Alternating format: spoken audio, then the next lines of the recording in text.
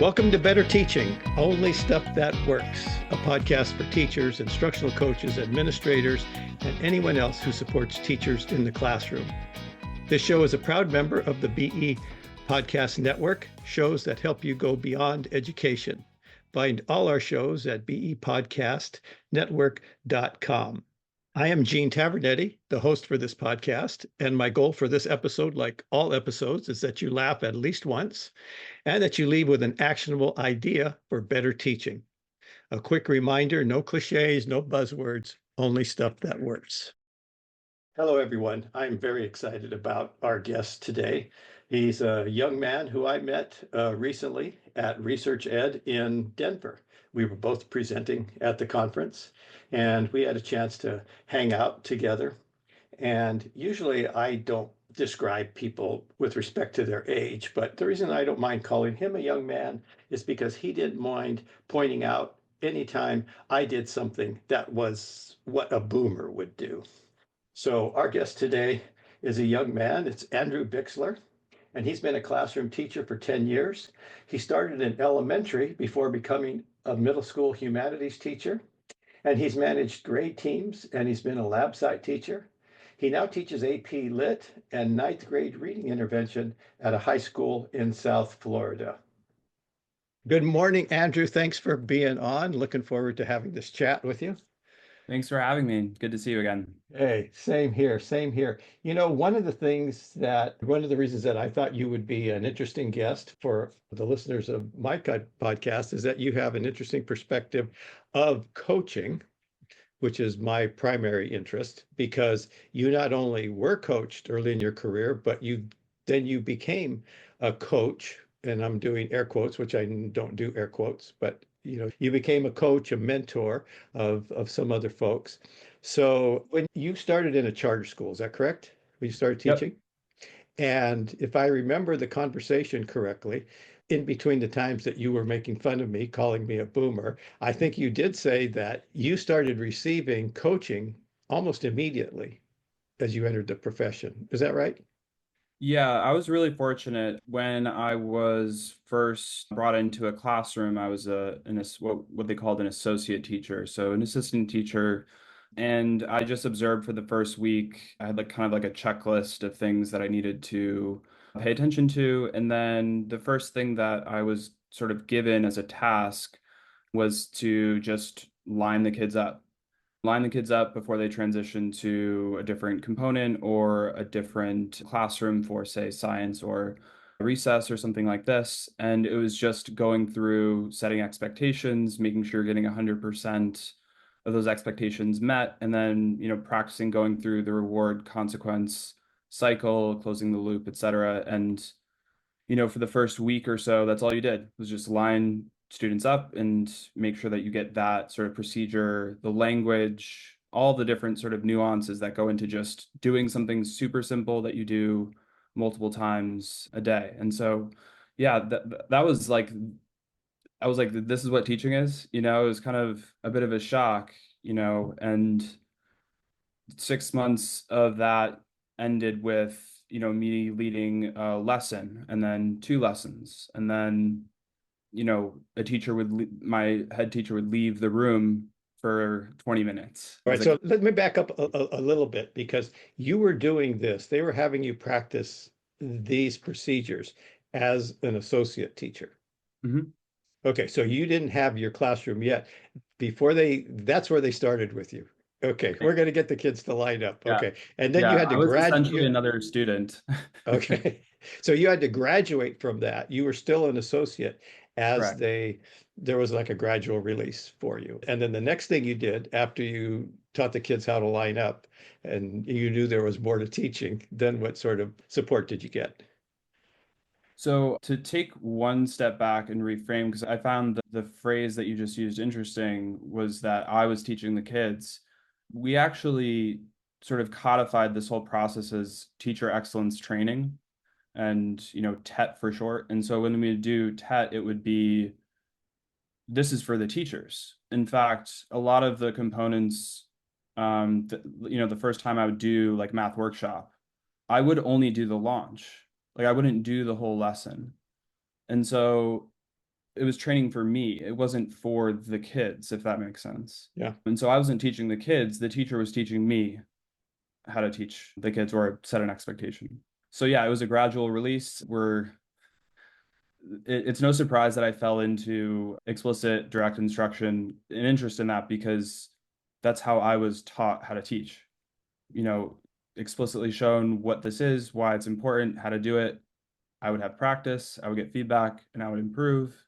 I reached a level of mastery, and then we'd move on to the next part of the sequence.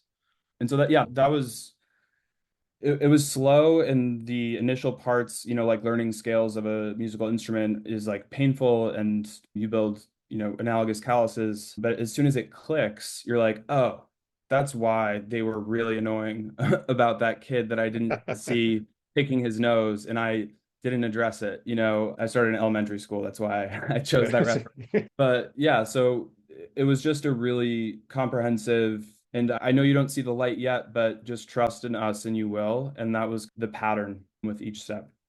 And so as you started, was there an expected time frame that you would be in this TET program? So, interestingly, we would have TEP for the whole school.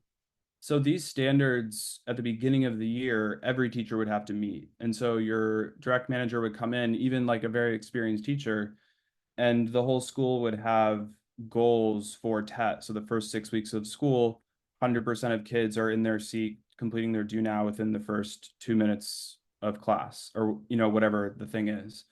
And so there's that like school-wide TET at the beginning of the year. We would do it actually whenever we would come back from break as well to sort of reset the norms. But I can't recall a specific scope and sequence in terms of time. It was more so, could you implement the feedback and make attempts to implement the feedback?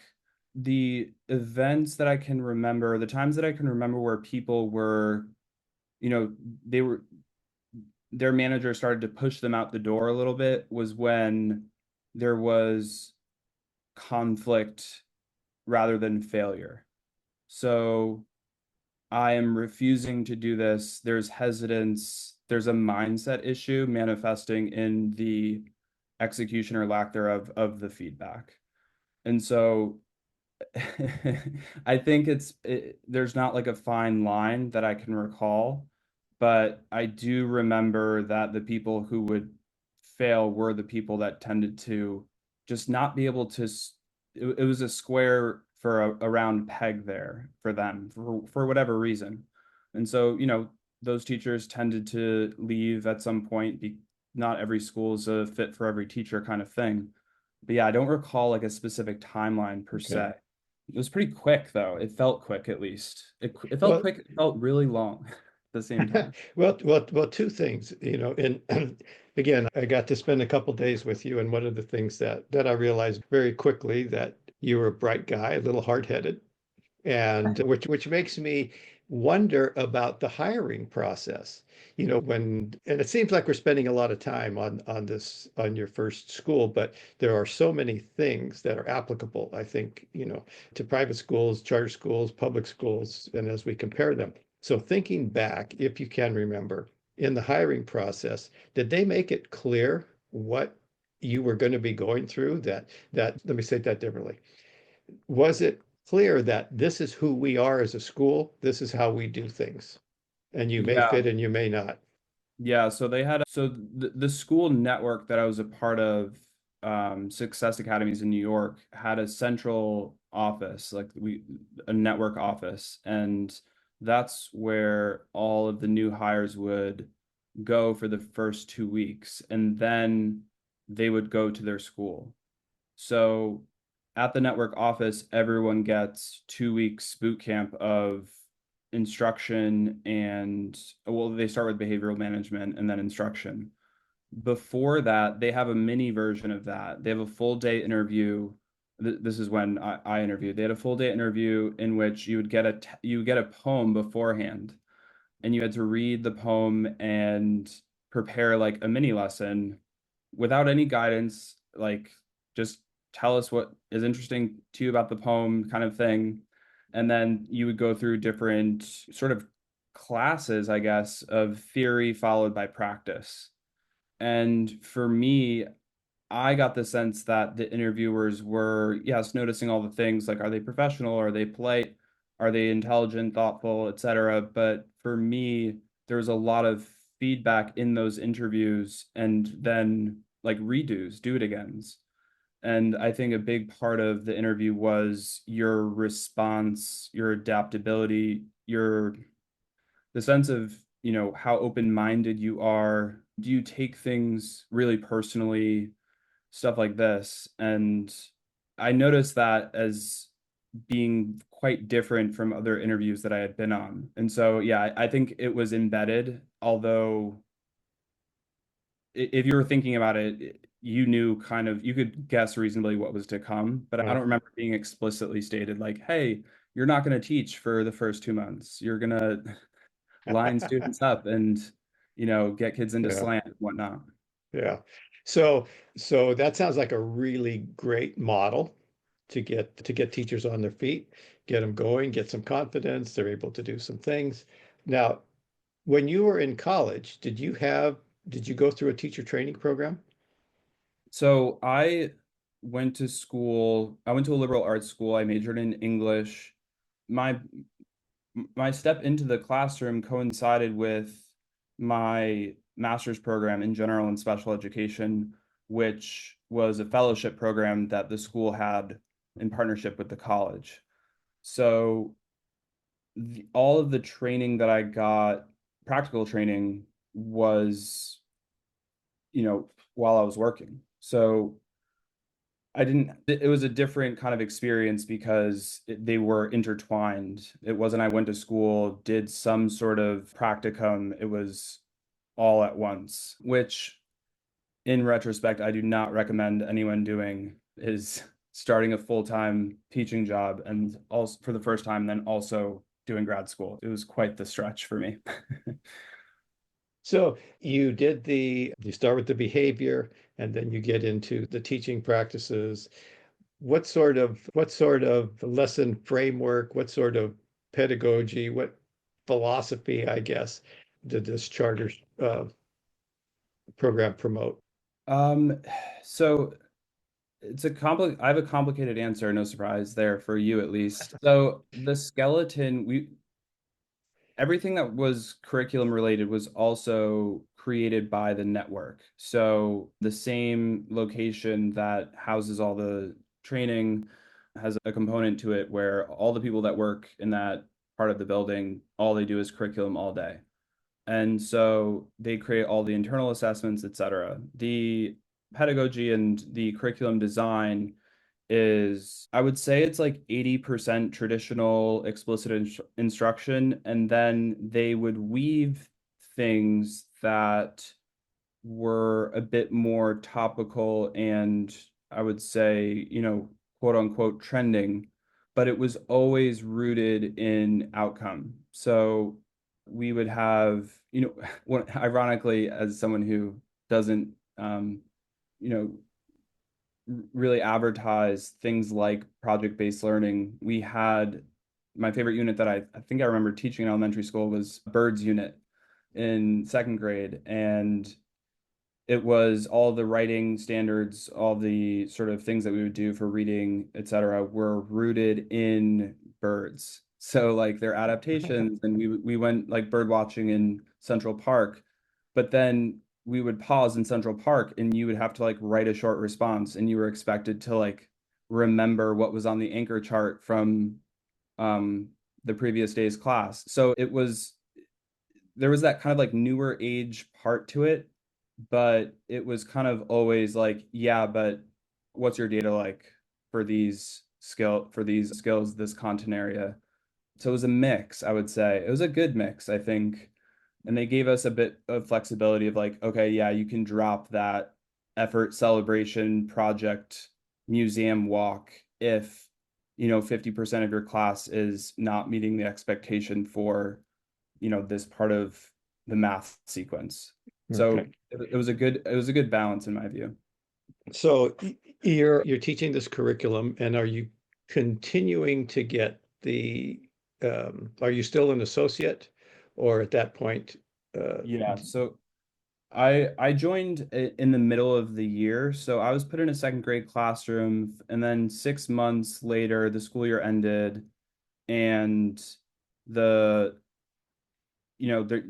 the manager has to make a decision. Are you ready to take on your own classroom for the following school year? Because you can't really make that decision in the calendar year, because like what are you going to do? You're going to take over someone's classroom. It's just not something that works.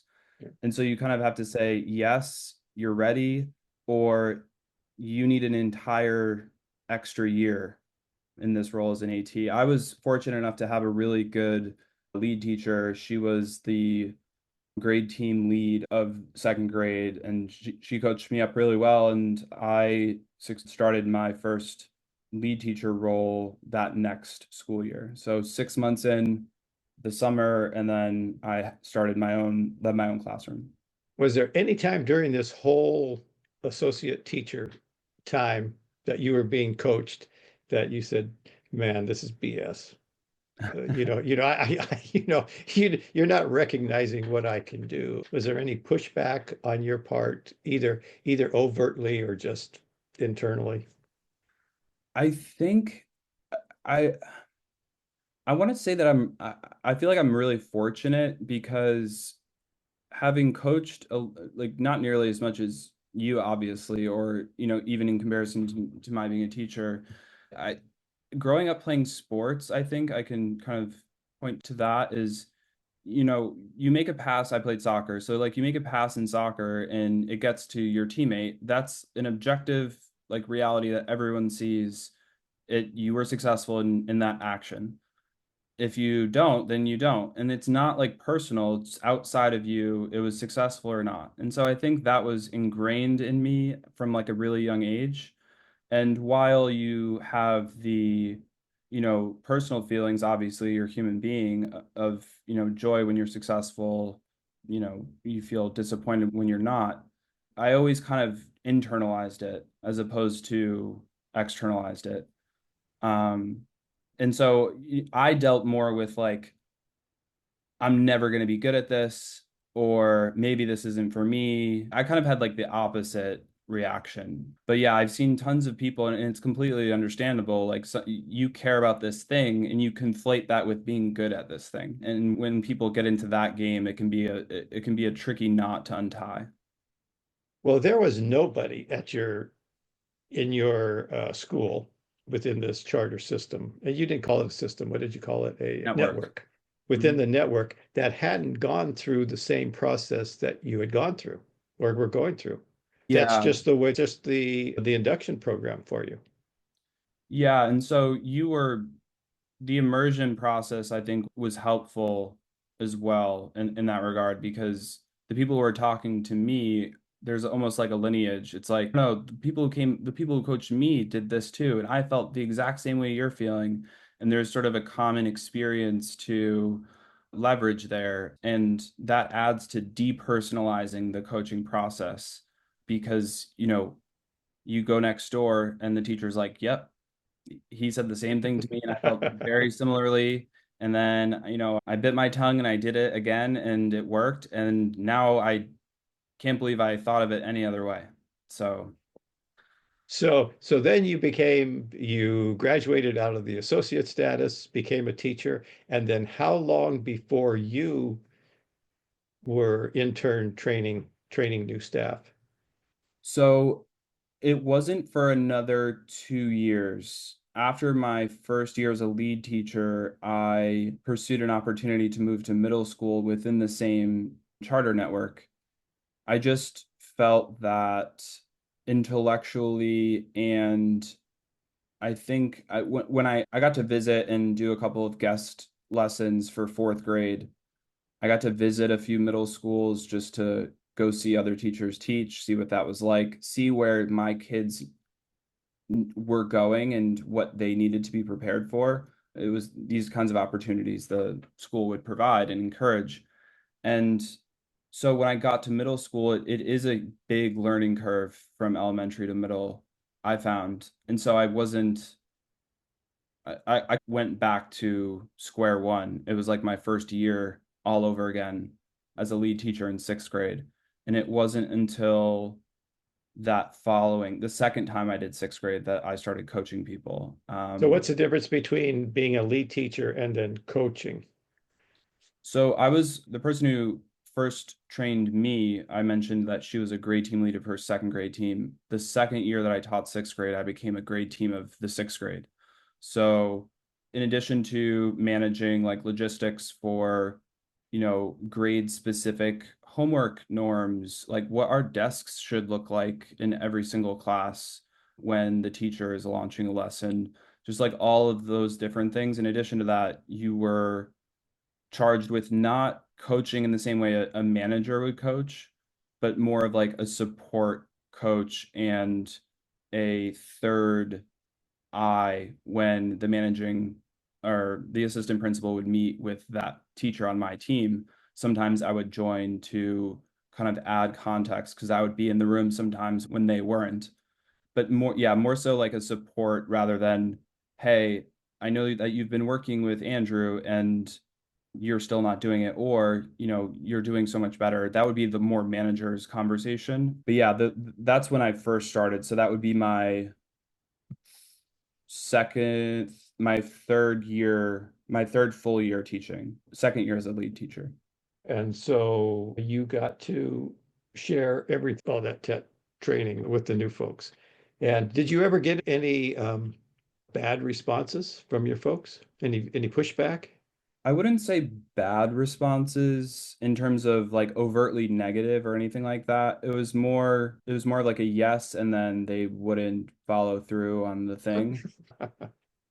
Or yeah, I think that would be like the one more common response where I'd be like, oh, they're not going to go and do that. Or I'd come in the next day and I'm like, oh, they're doing the exact same thing I said is like a big no. Just, and whether it was like intentional or not, it's, we're playing armchair psychologist. But yeah, that was the big one for me. I never got like, oh, like you're crazy or, anything overt like that. Okay. Okay. So then you left the network and you went on to teach other places. Did you did you receive any coaching in any of your other jobs? Have you received coaching? I mean, nothing in comparison. I think by the time I had moved to out of the network, I think, grown enough to where I would get observed, and it was more like, you're doing really good, keep it up. It was more of like an encouragement observation than it was, I'm gonna help, add layers to your practice. And, that's understandable. There's a a lot of help that people need in a school, and you have to do what you can with the resources that you have. But yeah, I there's a desert in terms of professional development in schools outside of this network, and that's been mostly echoed back to me when I've talked with other teachers as well. Well, it is, as you talk about your experience and the fact that it was intertwined, your early experience was actually intertwined with and supported by a university that was sponsoring this. That makes so much sense that, okay, this is what we need to do. We're going to put you in this situation and we're going to create this situation to be the best incubator that it can be, that we're going to turn out good teachers. If you were to give advice to a school about coaching, or if you were going to give advice to a teacher about being coached who didn't want to be coached, what might you tell them? I can't help but feel the pull to approach this Socratically, but that's English teacher. So I guess the question is like, what is your job as a teacher? What is like your goal functionally? And I would say it's you need to teach students so that they learn. And one of the ways that we know, like for a fact, that students learn is through modeling. And if you model the behavior that you don't believe you can get better at something. That seems to be in direct counter to what your job is, what you're trying to imbue into students. So the question is like, well, what's your job? Your job is to teach. Well, then you should be open to being taught so that you can model the behavior that you want to see. I find it tricky because you basically have to say that in so doing, you're implying that what do you think you're a know-it-all kind of thing. But I guess you can always at the end of the day take or leave what someone gives you in terms of advice. But it's really important to check your reaction to what people are telling you because it probably is coming from a place, if negative, that's defensive and therefore not having anything to do with your goal because it's not about you, it's about the kids in the room. So if it works, then you should do it. And you can't know if it works if you have already precluded listening as a part of your engagement with your coach. Well, Andrew, I spent a lot of time talking about your experience as a young teacher, your experience being coached, because that's my interest. I wanted to know what you had to say about that. But you have some research, you have some interests yourself. Like I said at the very beginning in the introduction, we met at Research Ed in Denver. And what was your presentation?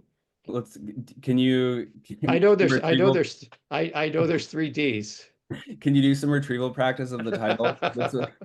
For your listeners, this is the whole joke was I wanted to be like really specific about the Three title. M's. It's three M's. Three M's, right? Three Yeah. M's. So mine was a little bit of a play on Jonathan Swift. So mine was a mindful proposal. Mindfulness meditation mitigates extraneous cognitive load.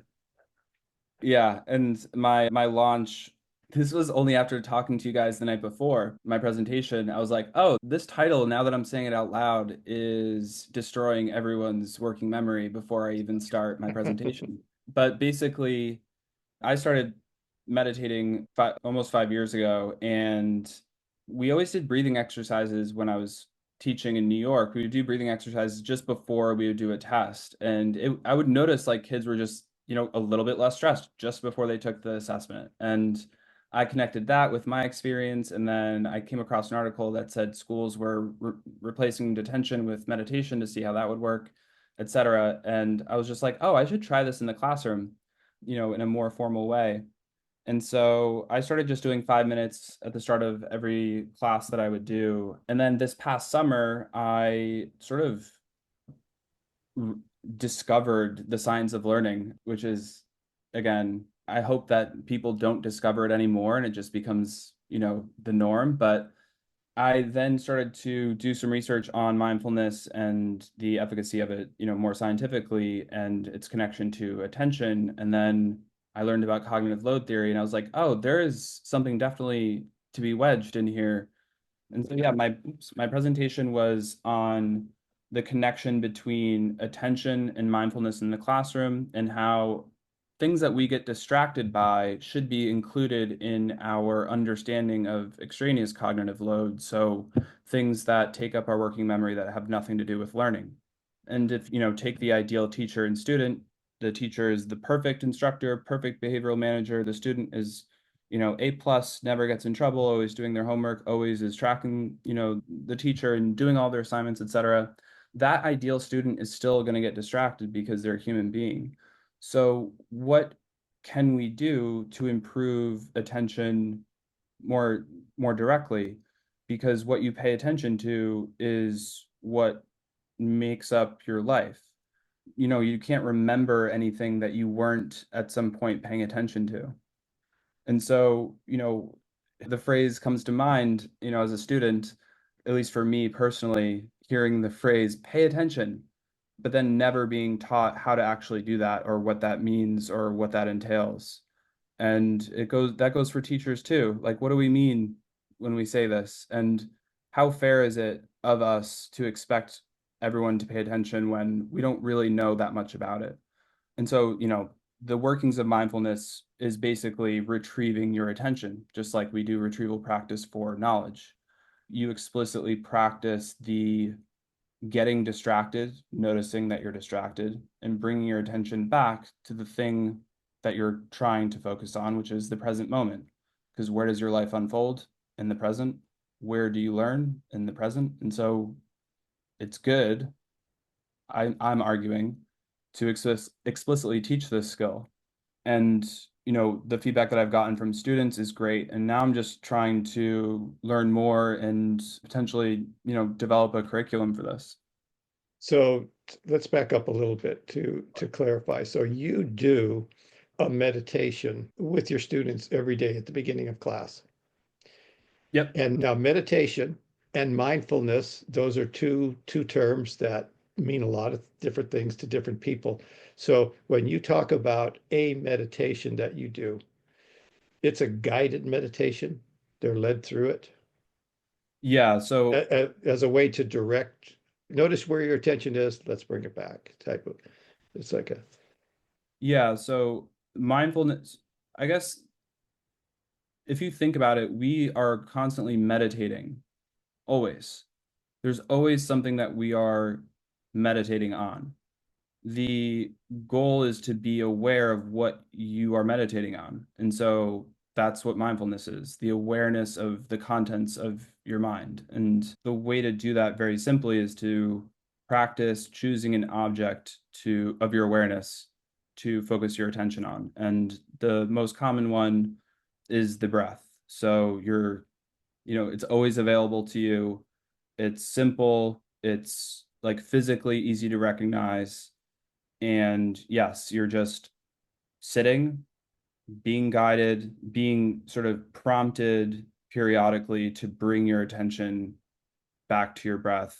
And that repetition serves students and anyone who does it, like later on when they do get distracted in their normal day-to-day life, they have that repetition to fall back on to reorient what they're choosing to pay attention to.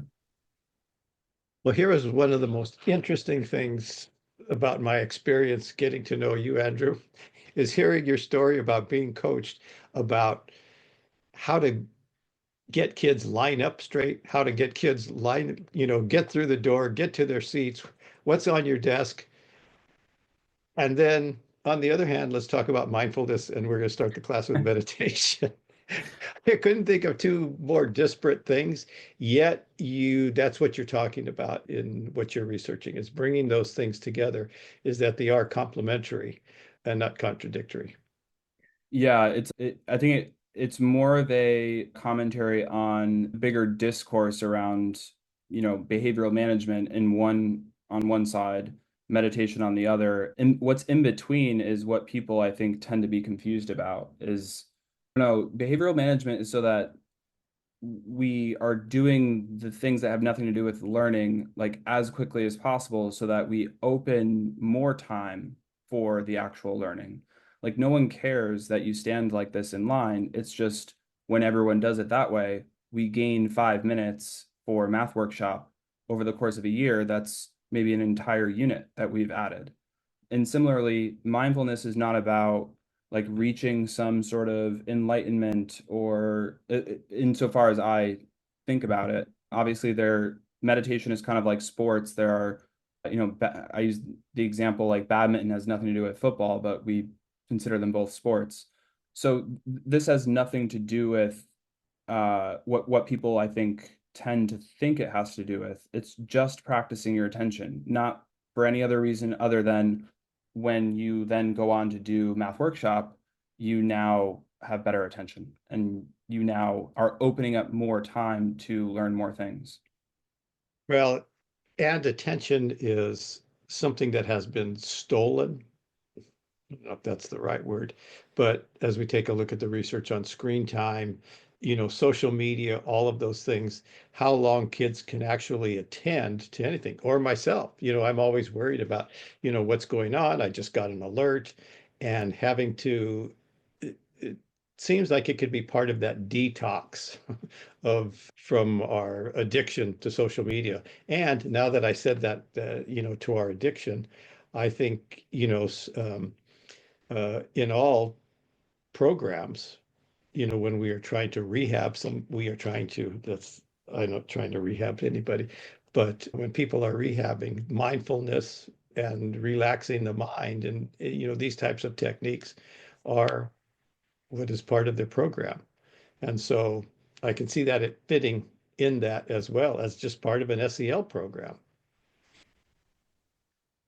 Yeah, I mean, any any time that you are feeling badly, it's because that there's a thought and the content of that thought is upsetting. And you were hijacked by that thought. You, in that moment, were confused as to who you were as opposed to the thought that you were embodying. And you all of a sudden become the valence and, you know, character of that thought. So a sad thought makes you sad. But when you are paying attention, you can notice that the character of that thought before you become the quality of that thought. And that's kind of the advantage that I think you're referring to that you gain when you've been practicing this because your attention isn't hijacked by that thought. And then to connect that to the social media aspect, it's you're not hijacked by the impulse to go check your phone, right? These are all thoughts that kind of slip by our attention. And then all of a sudden we look up at the clock and an hour has gone by and we don't even remember the time spent. And so I think it's more than I think it's more than just being damaged by social media. It's an inherent, not flaw per se, but a bug of the design because we want attention to bias important information and deprioritize other information. Otherwise, we wouldn't be able to do anything. We'd be paralyzed. It's just our our focus, our flashlight of attention is often taken from us without us even knowing that it's been taken. Until again, we look up at the clock and we're like, oh, have I been doom scrolling for an hour and a half? What happened? And how do I fix that? And relying on social media to make it less seductive is not a good Yeah. strategy, that's for sure. Well, Andrew, I am looking forward to your additional work in that. And I think the people are going to see, why I wanted to have you as a guest. You're just an interesting guy with a lot of diverse thoughts out there. Do you have any questions for me? Yeah, I was wondering if you are going to be doing anything in relation to like real-time teacher coaching, because I know that you were asking me about that and you seemed there was a sparkle in your eye, I remember. Well, I was approached by somebody who was thinking about doing a project where basically there would be the teacher would have an earpiece and they would be attached to AI and AI would be the coach. Mm, And, with there would be the AI would have access to video going on in the classroom and they could say things like, oh, check Andrew in the back row, he's not paying attention, or, we're not sure that kids understood what was going on. And I was a little bit, I'm not sure about that. I'm not sure about that much real time because when you're learning, when you're learning to be a teacher, it is so complex. There's so much going on, and you your attention can't be dispersed early. When you're in your later, when you become more expert in the classroom, your peripheral vision increases. You're able to see more things. But to get to try to make a point, you're trying to make a point in a lesson, and then you get something in your ear.